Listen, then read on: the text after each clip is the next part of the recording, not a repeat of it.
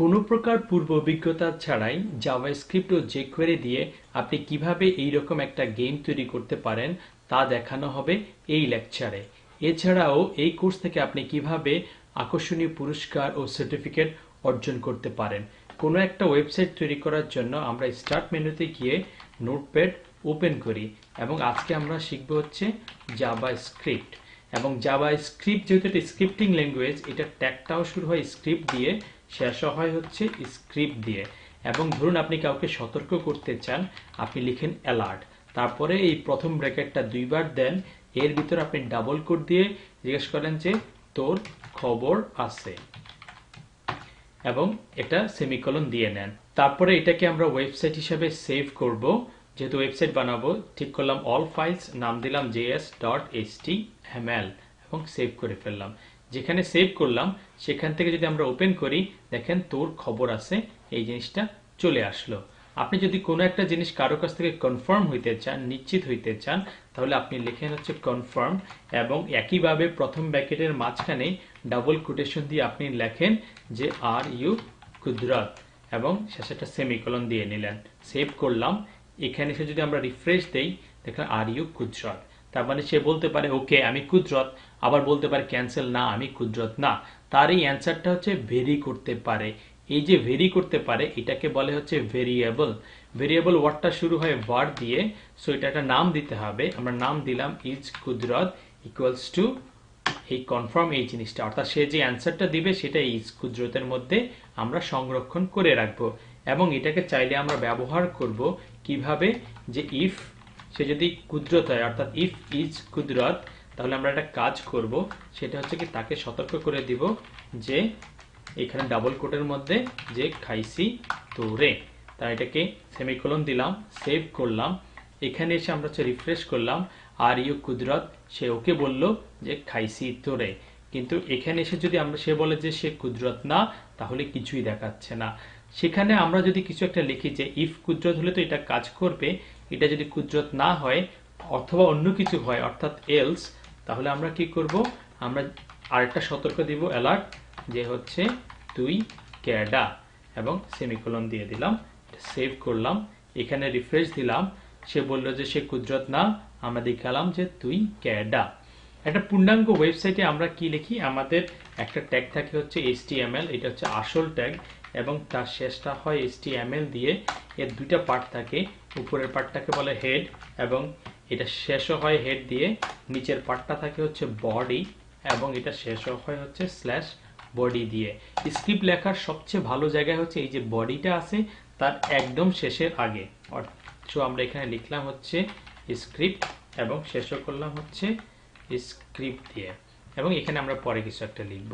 এখানে আমরা একটা প্যারাগ্রাফ তৈরি করলাম এবং এটাকে নাম দিলাম হচ্ছে জাভাস্ক্রিপ্ট, যেহেতু আমরা জাভাস্ক্রিপ্ট শিখছি। শেষও করে দিছি পি দিয়ে। আমরা যদি কোনো স্টাইল প্রদান করতে চাই তাহলে আমরা এখানে লিখি স্টাইল এবং শেষও করি হচ্ছে স্টাইল দিয়ে। আমরা প্যারাগ্রাফকে একটা কালার দিতে চাই, যে কালারটা হচ্ছে আমরা দিলাম পার্পল। এখানে সেভ করে নিলাম। এখানে এসে যদি আমরা রিফ্রেশ দেই, দেখেন এটা পার্পল কালার হয়ে গেল। আমাদের টার্গেট হচ্ছে যে আমরা এই টাইপের একটা গেম তৈরি করব, তার মধ্যে হচ্ছে মোট 9টা ঘর থাকবে এবং পুরোটা হচ্ছে একটা ফিল্ডের অংশ। সো এটা তৈরি করার জন্য হচ্ছে আমরা একটা ডিভ লিখবো, যেটা হচ্ছে ফিল্ড ডিভ। এটার ক্লাস হচ্ছে আমরা দিলাম, ক্লাসের নাম হচ্ছে ফিল্ড এবং এই ডিভটা শেষ করলাম। আর এই ডিভের মাঝখানে হচ্ছে প্রত্যেকটা যে ছোট ছোট ঘর আছে তাদের জন্য করে একটা আলাদা আলাদা ডিভ তৈরি করব। তো শুরু করলাম হচ্ছে ডিভ, এটার ক্লাস দিলাম হচ্ছে, এটা হচ্ছে একটা ছোট ছোট ঘর এবং এই ডিভটাকে শেষ করে দিলাম। এটাকে আমরা যদি হচ্ছে কপি করে পেস্ট করি তাহলে দুইটা হলো, আরেকটা করলাম তিনটা হলো। এই তিনটাকে কপি করে আবার হচ্ছে শেষে হচ্ছে আমরা পেস্ট করলাম, হইল 6টা এবং তারপরে হইল 9টা। এখন এইগুলাকে হচ্ছে আমার এই টাইপের একটা ঘর বানাইতে হবে। সেই জন্য আমরা হচ্ছে স্টাইল দিব।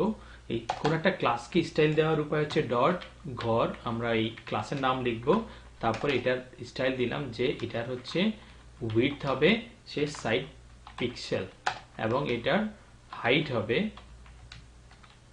যে হচ্ছে 60 পিক্সেল এবং এটা একটা বর্ডার দিব, আমরা বর্ডার হচ্ছে 3 পিক্সেল, আমরা দিলাম সলিড এবং দিলাম পার্পল। এখন আমরা যদি সেভ করি এটাকে এবং এখানে যদি করি তাহলে হচ্ছে আমার হইল, কিন্তু ওই একইভাবে পাশাপাশি থাকার কথা, এই পাশাপাশি নাই। পাশাপাশি রাখার জন্য আমাদের কি করতে হবে, আমাদের বড় যেই ঘরটা আছে বা ফিল্ডটা আছে এটার একটা উইডথ দিতে হবে। তার মানে এটা হচ্ছে ফিল্ড, আমি ফিল্ডকে যদি আমি একটা উইডথ দেই তাহলে এটার ক্লাসের নাম হচ্ছে ফিল্ড, লিখলাম ডট FIELD এবং তার একটা উইডথ দিলাম যে উইডথ, এবং উইডথটা হচ্ছে কত, সে 200 পিক্সেল। আর এই যে ঘরগুলোকে আমি চাই ছোট ছোট ঘরগুলোকে এটা পাশাপাশি থাকবে, অর্থাৎ এটা বাম পাশে ভেসে থাকবে। এটাকে হচ্ছে CSS এ বলে হচ্ছে ফ্লট, অর্থাৎ এটা ভেসে থাকবে। কোন দিকে ভেসে থাকবে, বাম দিকে। সেভ করলাম।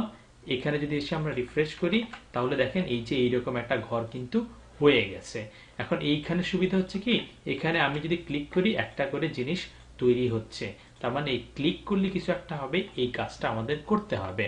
এটা করার জন্য আমরা হচ্ছে জাভাস্ক্রিপ্ট দিয়েও করতে পারি, কিন্তু আরো সহজভাবে করার জন্য হচ্ছে একটা সাইট আছে, সেটা হচ্ছে তার নাম হচ্ছে jQuery। আমরা যদি jQuery লিখি এবং সার্চ দেই তাহলে হচ্ছে এই jQuery সাইটটা চলে আসবে, এবং এটাতে যে আমরা যদি ক্লিক করি এইখানে আপনি দেখতে পাবেন যে ডাউনলোড jQuery, এবং প্রথম যে লিঙ্কটা সেটা হচ্ছে এটা প্রোডাকশন ভার্সন এই টাইপের একটা।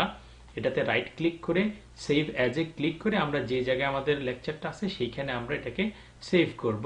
সো এটার নাম হচ্ছে jQuery -1.9.1.me এবং এটা জাভাস্ক্রিপ্ট ফাইল, তার এক্সটেনশন হচ্ছে .js। আমরা সেভ করে নিলাম। অর্থাৎ এই কোডগুলো যদি আমরা ইউজ করতে চাই তাহলে আমরা এইখানে একটা রেফারেন্স দিতে হবে। এই রেফারেন্সটা হচ্ছে ইমেজ ট্যাগের মতোই, এটা হচ্ছে আমরা স্ক্রিপ্ট লিখলাম, শেষও করলাম হচ্ছে স্ক্রিপ্ট দিয়ে, যেহেতু এটা স্ক্রিপ্ট ফাইল।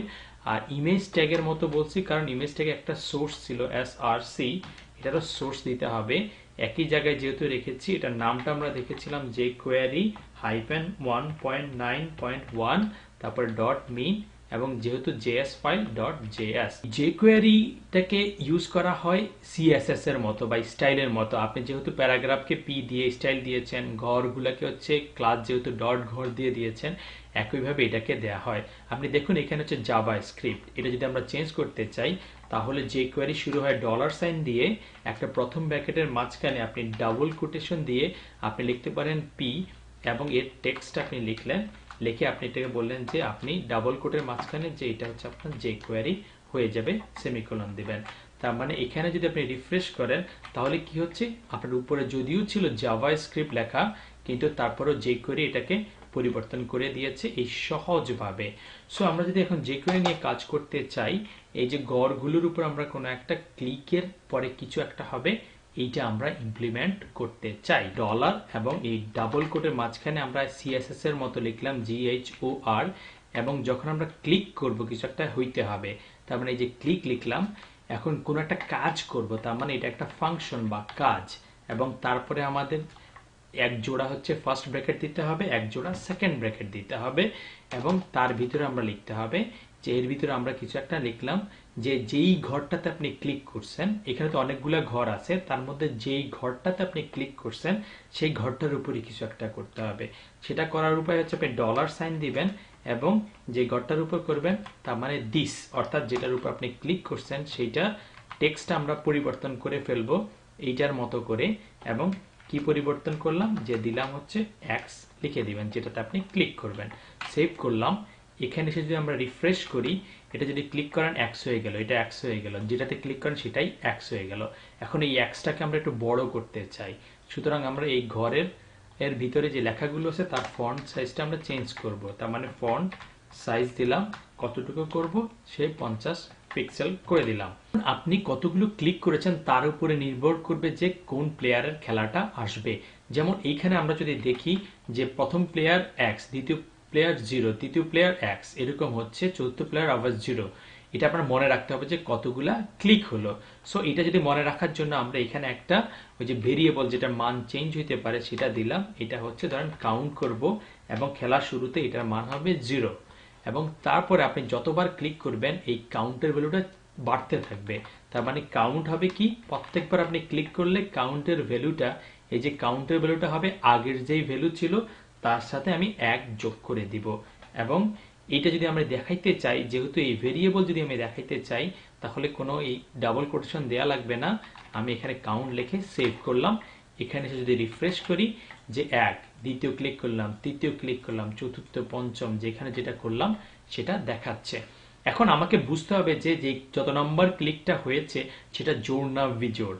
কোনো একটা সংখ্যা জোড় না বিজোড় সেটা বোঝার জন্য হচ্ছে ওই সংখ্যার ভাগশেষ কত থাকে। অর্থাৎ 7কে যদি আমরা ভাগশেষ করি, সব প্রোগ্রামিং ল্যাঙ্গুয়েজে ভাগশেষ হচ্ছে এই পার্সেন্টেজ সাইন দিয়ে, এবং 2 দিয়ে ভাগশেষ করলে যদি ভাগশেষ 1 হয় তাহলে সেটা বিজোড় সংখ্যা, আর 2 দিয়ে ভাগ করার পরে ভাগশেষ যদি 0 থাকে তাহলে সেটা জোড় সংখ্যা।